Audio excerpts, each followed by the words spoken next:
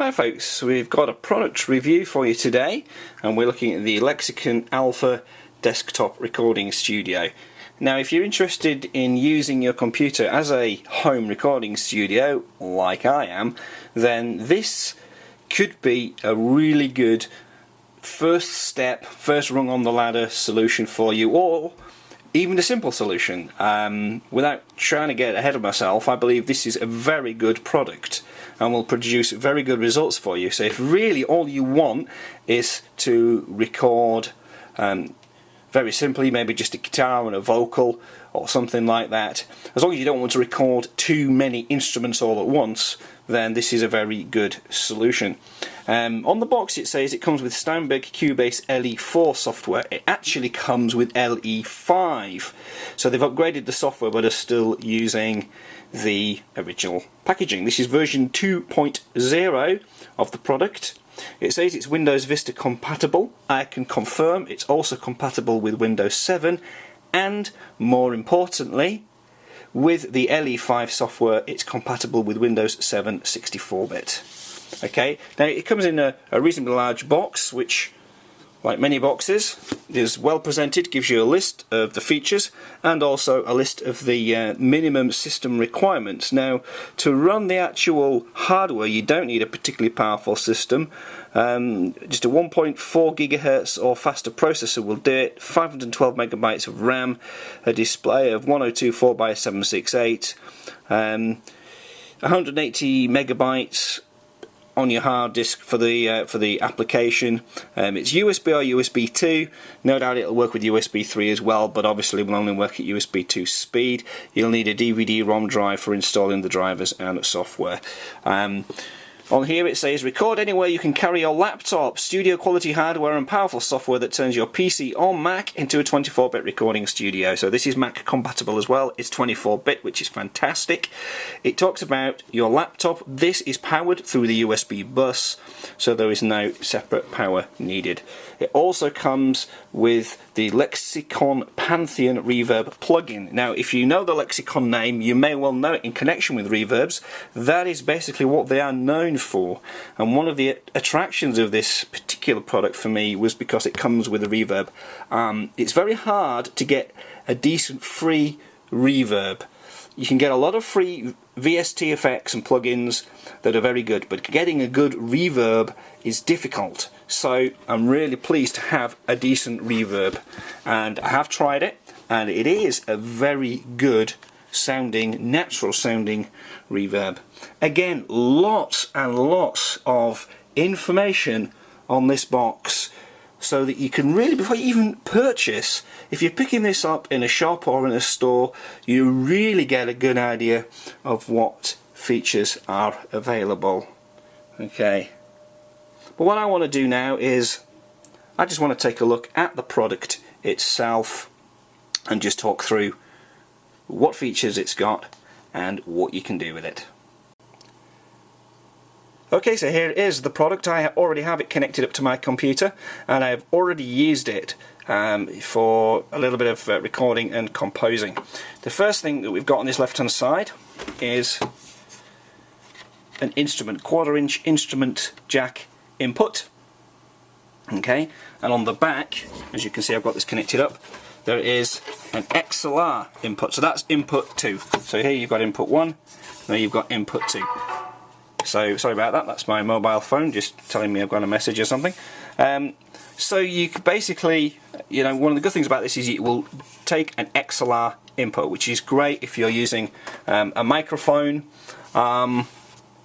with an XLR cable. In fact, if you're using a decent microphone, you should be using an XLR cable. Now, the only problem with this XLR connection is there is no phantom power. Because this is USB powered, it does not have a phantom power. That is the one disadvantage with it. But it is possible, and I do have, I don't know if you can see this down here, to get an external phantom power supply. The one I've got there will be powered by mains or battery, and I'll probably do a more detailed review of that by itself. So it's very easy to actually add phantom power, and with my phantom power adapter being battery operated as well, again it retains portability. Okay, so let's continue with the front. We have two level controls here, one for the line 1 or instrument level, and one for the line 2, input 2 or instrument level, sorry, mic level, line 2 mic. Okay, you probably can't see that very well. So this one controls the input level of this, and this one controls the input level of this input here. Okay, you've then got a switch here which will switch the monitor input from stereo to mono. So if you want to hear the input in both speakers, switch that into mono. Otherwise, this one is right hand side, that one is left hand side. You've then got a monitor mix rotary control. So if you turn it all the way to the left, when you plug into the headphones here, all you will hear is what is going through, what you're recording. So what's going in there, what's going in here. What you will not hear is anything coming back from the mix. If you want to hear what you've previously recorded, you turn it all the other way. To get a balance between the two, you can just turn it, you know, whichever one you want most of. I've got it sat in the middle for now. And then this here is the overall output level, okay, and a blue LED to let you know it's plugged in, it's powered up. If we just turn it around so you can have a look at the back, I'm hoping there's enough light here for you to be able to see this. Okay, I'm just losing a little bit of length on the cable here. I'm just going to unplug these if I can, because that's stopping me from really showing you what's on the back. Okay, again, it is a little bit dark, but what you've basically got is an output here using phonos. So that's basically it's a line out. Okay, so whatever you're hearing in the headphone mix is what you'll get in that. You can also use 2 1/4-inch mono jacks if you wish. As I say, this is the mic input, also known as line 2. This is because you've also got in the back 2 line in inputs. Okay, so if you want to connect a keyboard or a stereo input, you can, but obviously if you plug into the left hand side on the line 1, it will disconnect the front instrument jack. If you connect into line 2 here, it disconnects the microphone jack. So it's not 4 inputs, it's 2 with just different options. And then of course you've got the USB connector cable as well. Okay, so that's your connections. Very, very simple to use. As I say, it'll record in 24-bit, recording 16-bit if you want. Now, I've used an M-Box for recordings before, which uses Pro Tools software, and I found on a PC the latency was horrible. By latency, that means once you'd recorded something, and then you wanted to play it back and record something else, I was finding that there was a noticeable delay between what you were playing and you're hearing it coming back. This has a very low latency and works. The M-Box, I could set the latency low, but it would cause the system to crash. This is running on low latency and isn't crashing. It's very, very stable. It also sounds great. Now, what I'm going to do is I'm just going to fire up the Cubase software. I'm not going to do a complete review of the Cubase software, but I just want to just show you and give you a listen to what I've been able to record using this particular piece of kit, because I've been really impressed with it. This does mean for me a switch. I have been using Magic's Music Studio 14 or Samplitude Music Studio 14, and I've been using that for a while, and it's been a great piece of software, but I've been converted, I must admit. I'm finding Cubase LE5 to be very intuitive, very easy to use. Obviously, it kind of is designed to work with this, or rather this piece of kit is designed to work with Cubase, but this will work with other pieces of software. If you've got a different desktop audio workstation software that you'd like to use, so I'm sure it'll work with Cakewalk. It certainly does work with Samplitude or the Magic's Music Studio. You can also set it to work as your main sound card in Windows if you wish to do that. So it's quite versatile. So I've got a little track here which I'm just going to play. In fact, what I need to do in order to be able to play it for you is just plug in the line out connectors, otherwise you're not going to hear it through the speaker. So I'm just going to press play, and you should be able to hear.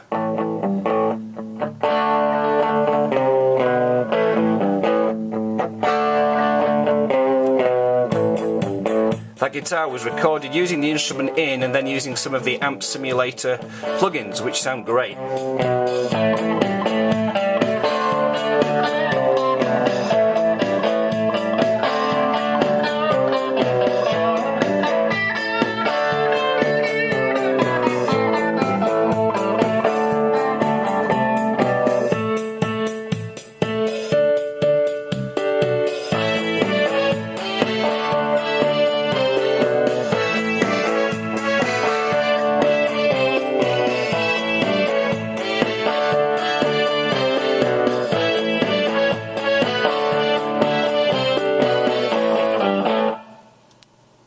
So there we go, that's just a short piece of music that I composed using this. The guitar was recorded through this particular Lexicon Alpha box. Great sound from that. Everything else you hear is kind of synths, and I think that the synth sounds on there pretty much came bundled with this piece of software. There might be a few free ones that I've used, but they've worked seamlessly.